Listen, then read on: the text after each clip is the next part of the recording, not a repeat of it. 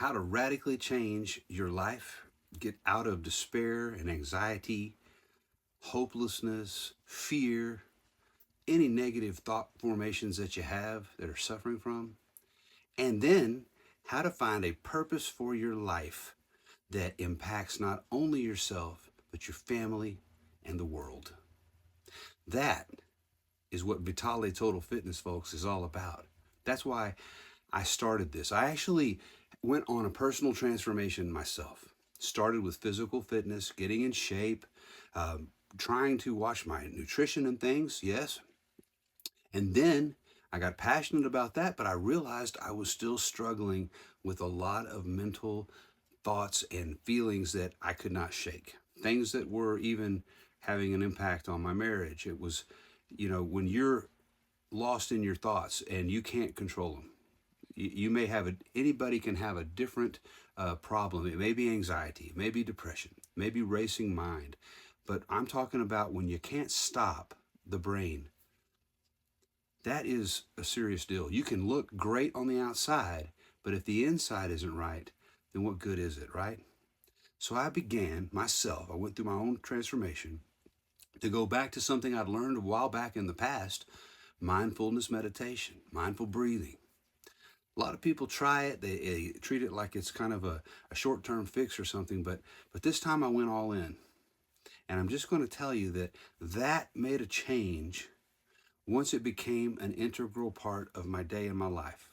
It is something I live with all the time, not necessarily just prolonged sitting meditation, but the idea of constantly returning to your breath, constantly returning to the present moment, and focusing on that breath as the anchor to the present moment.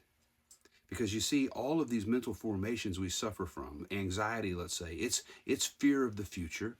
Depression, it's ruminating in the past. Those things can't survive when you're in the present moment. Now, you can also have times where you're struggling with stress because your present moment is stressful.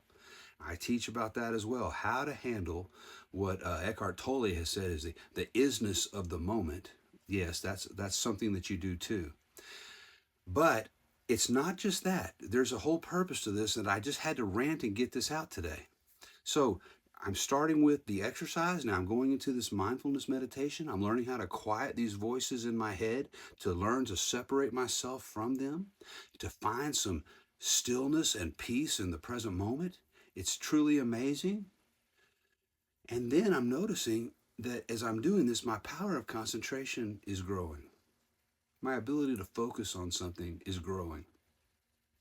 And so then I begin to remember certain verses that I've heard, certain, all that we are is the sum of our thoughts, right? Things like that. As a man thinks in his heart, so is he. And I began to go back to something I had tried in the past. Maybe you've heard it called manifestation, the law of assumption, the idea that whatever the mind of man can conceive and believe, then it can achieve.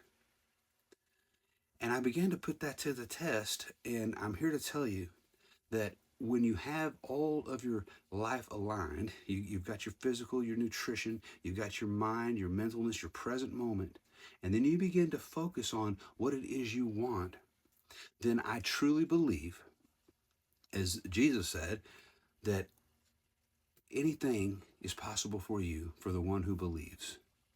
That if you believe you have already received what you asked for in prayer, it'll be yours. I just think that whether you're religious or not is beside the point, but that is the ability of a human being who has been made in the image of the creator of the universe, that we're part of that. And I began to take that seriously, folks. And so, yes, it's wonderful to have a happy life, to feel peace within, and then begin to manifest the things that you enjoy. Maybe you need a new home. Maybe you need a better job. Maybe you need a loving relationship. Those are all beautiful, wonderful things. But here's where I wanted to go tonight. And that is with the outflow of all of this. You see, what makes this mission that I'm on now different, it's not just about your physical health. It's not just about helping you be in the present moment. It's not just about helping you create a life of abundance and fullness and success. It is all of those things. But it is also that I noticed when you are full of joy and peace, truly, and you're living your life, it has an impact on those around you. That's what the ripple effect is all about. And then it begins to change them, and they have a ripple effect. And then I remembered a study, because as a psychology major, I remember this, that it was called the tipping point. And the idea was that if 16% of a people in a population will embrace an idea or a way of life or something, then the other 84% will come on board. It only takes 16% of that population, in other words, to effect a change on the whole. You don't have to have everybody. And I began to think, now wait a minute. What am I doing with the rest of my life? If it's true that I can have anything that I want, anything I ask for in prayer, that nothing is impossible, I began to say, you know what? What's the greatest thing that I can possibly think of? And that is this: a world filled with love, kindness, and compassion. And I mean this serious as a heart attack, folks. I'm not talking about, oh, world peace like it's the answer to some, I'm on a pageant or something and they ask me what my desire is. And I say, oh, world peace, not naivete, right? Not wishful thinking. But the reality that world peace is nothing but the sum of every individual person on the planet being at peace.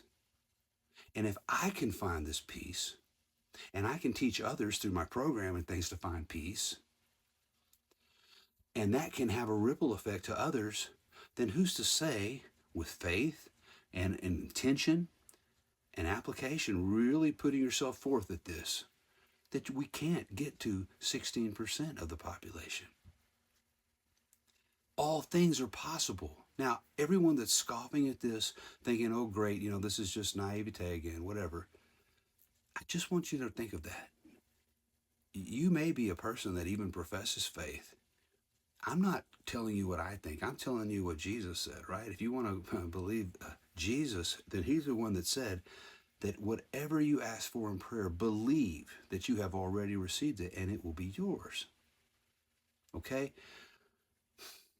That whatever you ask for, okay, that nothing will be impossible for you.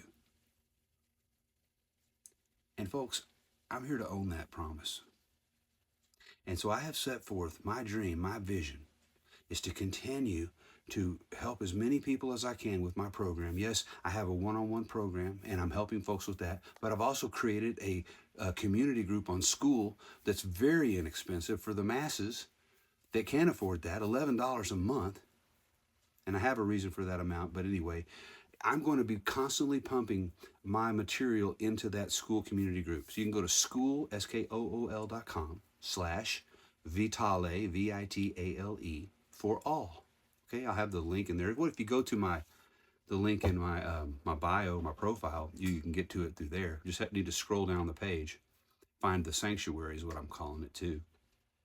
That's basically a community group, but it's so much more than that. It's a place where you can go and learn the techniques that I teach, even in my one-on-one. I'm going to make them available, folks, because if we can all find our joy, our peace, that's the greatest gift we can give ourselves. Happiness, happier homes, happier relationships, happier lives, happier communities, happier cities, happier states, happier countries, happier world.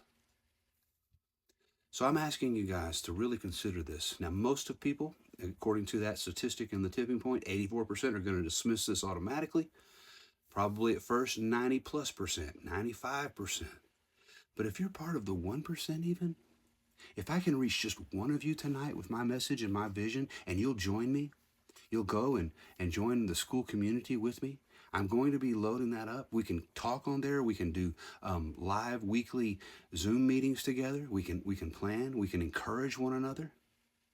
Folks, what if world peace was actually entirely possible, which it is, because it's all things are possible, and it's an all thing, and we never did anything about it?